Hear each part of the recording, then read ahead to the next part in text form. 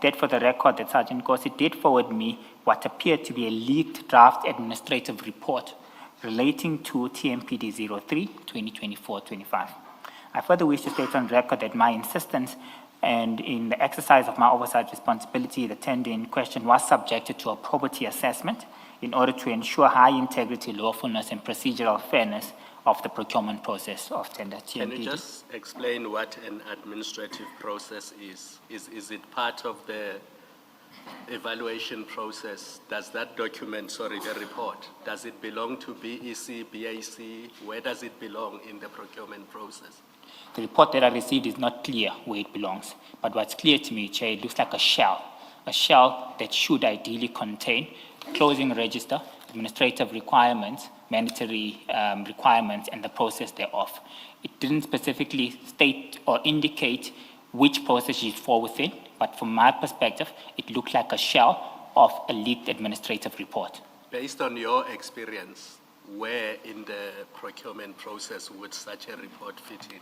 A fully completed report with completion of the outstanding matters ideally would be in bid evaluation committee. Yes.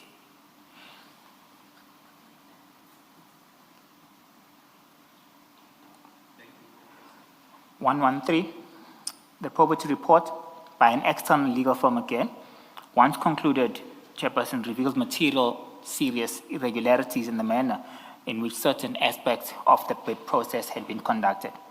Having considered the contents of the report, it became apparent that the irregularities which were identified and were such a nature and extent that they could not be cured, they could not be regularized, nor could they be remedied without compromising the legality and integrity of the process. The said probity report has been attached as Annexure G20. Chairperson, I would like to refer you to Annexure G20 on the second bundle again, and I think this item has been captured on page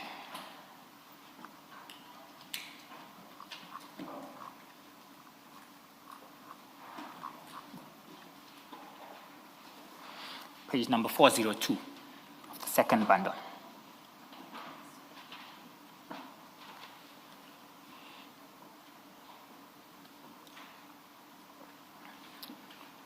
Chairperson, the contents of this report again is an indication that was provided to the accounting officer that this tender would undergo proactive forensic assurance review exercise.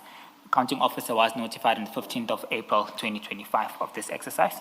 The work at hand was completed by Group Audit and Risk by the 23rd of September 2025 and provided the report to the accounting officer in reference to the work that they had done. Amongst this, Chair, you can see from the contents of the report that this was an independent external legal firm again, who was appointed to conduct oversight and assurance exercise over the processes conducted by the BEC in terms of TMPD 03, 2024-2025.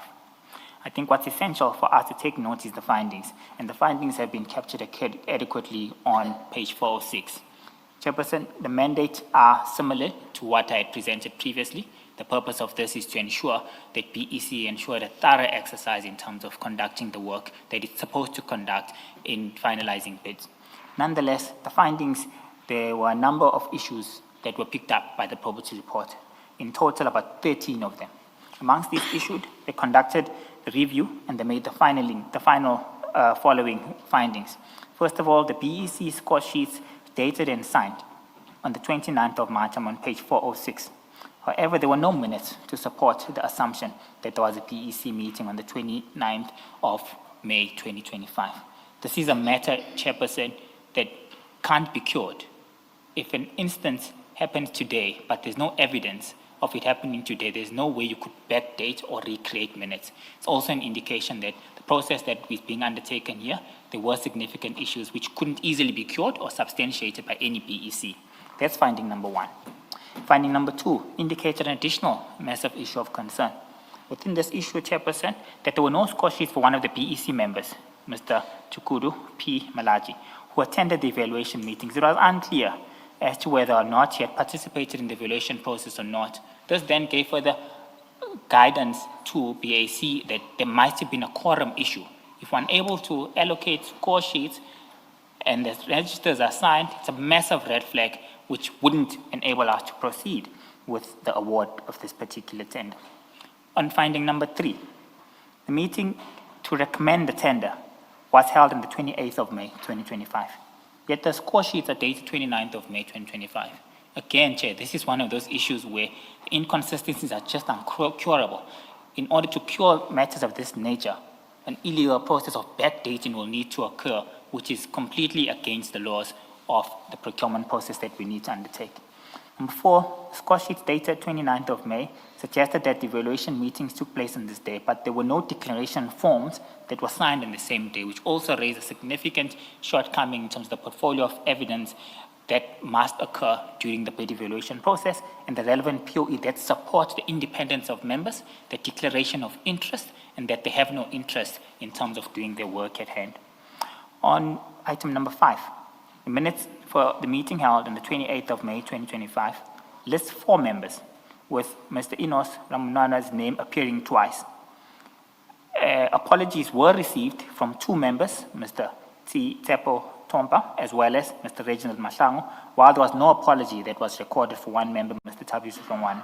Therefore, according to the minutes, the BEC meeting did not have a quorum. So it was a matter of concern that in evaluating the actual portfolio of evidence, could not prove beyond reasonable doubt that there was a quorum due to the deficiencies that have been identified in finding number 5 by this independent external legal firm. In contrast, the meeting attendance registers show that 4 meetings signed in, including Mr. Reginald Mahlangu, but he had submitted an apology. The number would constitute a quorum as it meets the requirements 50% plus 1. But the issue of concern was that he's recorded, but there's also an apology. So was he there or was he not there? Is the clarity that just couldn't be provided. However, Mr. Thabiso Hlongwane was neither listed among the attendees nor the members who sent apologies in the minutes. He also did not sign the attendance register. This conformed to the review of the attendance register in the minutes that was provided by Mr. Enos Ramunana. Finding number 7. One of the bidders was unfairly disqualified for failing to attend a compulsory briefing session. There was evidence that the bidder had actually attended and they were irregularly disqualified. Finding number 8, 2 bidders, bidder number 399 and bidder number 397, who attended the compulsory briefing session and met the addendum pre-compliance requirements, were incorrectly excluded from the bid from further evaluation. BEC incorrectly disqualified 27 bidders for addendum's non-compliance and incorrectly qualified 32 bidders that should have been disqualified. Finding number 12, 12 bidders were unfairly disqualified from stage 1 by the BEC and 10 bidders were incorrectly qualified into stage 1 where they shouldn't have passed that stage. Number 12, the BEC incorrectly qualified 12 bidders on this stage. Number 13, 12 bidders from section A and 4 bidders from section B incorrectly went to stage 3 for the preferential procurement system. In conclusion, the external third party concludes that the findings above cast a doubt on the integrity of the tender process embarked on by the city, whilst they are material enough to render the process irregular and open the city to litigation. The BEC may cure identified defects before submitting their report to the BAC for consideration.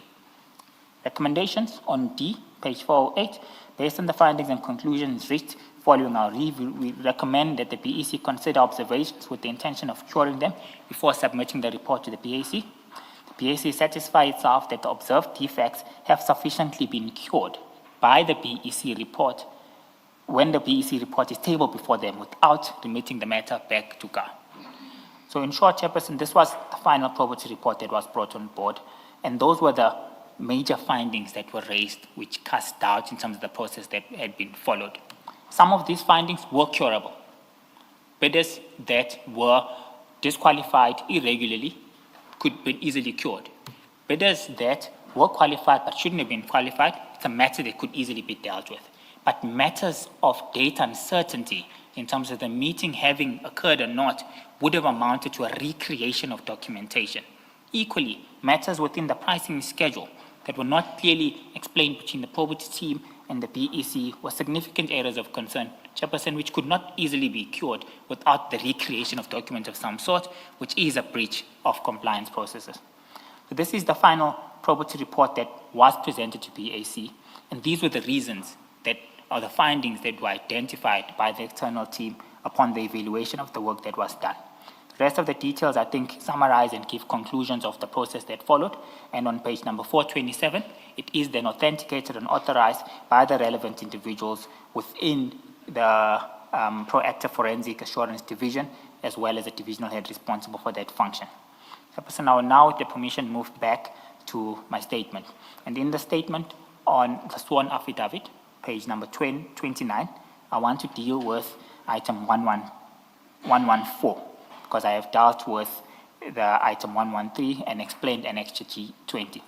On item 114, page 29 of my sworn statement, considering the findings that are contained in the probity report, the matter served before the Bid Adjudication Committee, which after due consideration of the probity report and the relevant circumstances, recommended that the bid be cancelled.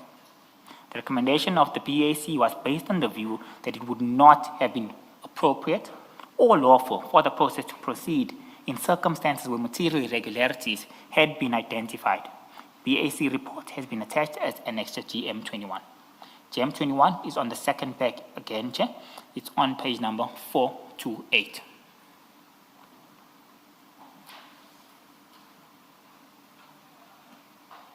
On page 428, Chairperson, the report is presented to BAC as a cancellation report by BEC. BEC identifies themselves that due to the nature of the findings that have been raised by the independent external probity team, there are aspects that could not be cured at all without raising any further unlawfulness or irregularities. Hence, a cancellation report is brought on board that the BAC takes note on item number 7, that as an accounting officer may cancel an invitation to bid owing to changed circumstances. 1, there could be no longer need for the services or goods and services to be provided. B, funds could not be available. 3, there were no acceptable bids that were received. In this instance, and in this case, item number D was applicable, that the evidence of the material irregularity for non-compliance by any legislative requirement may lead to an audit finding. And this is the basis in line with the regulations of the Municipal Finance Management Act and its regulations, which was relied upon in order to cancel this bid, that there was significant or evidence of material irregularities that just could not be cured. Chairperson, there were further discussions, and amongst these discussions, BAC noted further issues in terms of the interpretation of pricing schedules, which were not, in some instances, there were blank spaces, and these are some of the matters that might not have been fully elaborated on the probity report. And for a result of these reasons, these were additional reasons that the accounting officer must take into account that these are uncurable matters. This results in potential self-evaluation of bidders and potential unjustified disqualified bidders. That the material irregularity due to the interpretations of the specifications and the pricing schedule remained an issue that could not be cured. Therefore, it's an additional issue that must be raised over and above the issues that have already been identified by the probity team. Therefore, there was a resolution and recommendation that this tender must be cancelled. Resolutions was endorsed by the Bid Adjudication Committee and recommended to the accounting officer. Our accounting officer further approved the cancellation due to significant material irregularities that were identified during the process. So the effect of this is that the 2017 award in 2022, which you said was irregular, ends up being a 6-year award to those companies. The effect to this, Chair, is that most likely TMPD could follow 2 processes. They're already on a deviation. They could pick to utilize the current existing 27.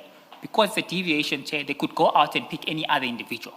The outcomes and the impact of that are the same. TMPD or the user department chooses to maintain the status quo of saying we will go with the existing 22 companies. There was an option because it's an outright deviation, meaning now I could go out and just pick anyone based on capacity and ability to deliver a service. But in this instance, Chair, it meant that this tender was cancelled and another deviation process will have to follow. The decision to embark on the choice of deviation rests with the user department in terms of will we proceed with the current existing 22? It's an outright deviation, Chair. I'm now allowed to go and pick anyone in the market. That rests with them to decide. Chairperson, I'll proceed. Before you proceed, can I just check this? At page 407, under conclusion, There's the conclusion that the BEC may cure the identified defects before submitting their report to the BAC for consideration. You see where I'm reading, Mr. Mnisi? Yes, yes. Okay. Now that's under conclusion. And then in the next page, under recommendation, it seems to speak differently. The recommendation is either 14, which is consider observations with the intention of curing them, that's the BEC, and then it says the BAC satisfy itself that the observed defects have been sufficiently cured when the BEC report is tabled before them without remitting the matter back to BAC. You chose, so the BAC in this case chose option in paragraph 14, is that what it means? No, Chair. Basically what this means is that the BEC went back, evaluated the 12 findings that were received, identified matters that could be cured, identified matters that can't be cured, came to BAC and said, we can't cure these matters, hence it must be a cancellation based on irregularities. Okay, so they came to BAC with GM 21? Yes. I see, okay, Yes. understand, thank you.